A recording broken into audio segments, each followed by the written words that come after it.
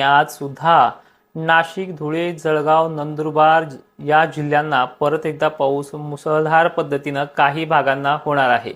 मित्रांनो, सातारा, पुणे आणि सांगली सुद्धा अनेक ठिकाणी हा पाऊस ऍक्टिव्ह असेल. मराठवाड्यामध्ये आणि विदर्भातल्या पूर्वेकडील भागांमध्ये काही प्रमाणात पावसाचा जोर कमी झालेला असेल, पण हा काही प्रमाणात आजच्या दिवसच असेल. इथेही अनेक ठिकाणी स्थानिक वातावरणाचा जोरदार सरी कोसळू शकतात. ढगांचं एकत्रीकरण येऊन संध्याकाळ किंवा दुपारनंतर कोणत्याही क्षणी मराठवाड्यात सुद्धा हा समावेश आहे.